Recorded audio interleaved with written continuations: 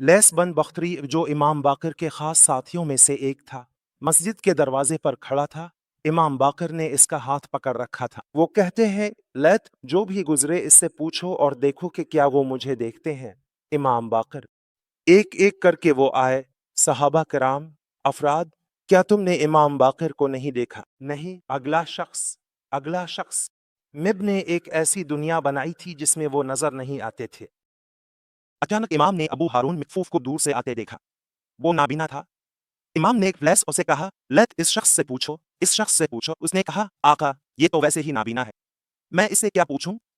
हजरत ने फरमाया, इससे पूछो। मैं गया और कहा, अबू हारून, क्या तुमने इमाम बाकर को नहीं देखा? उसने कहा, कैसे नहीं देखा?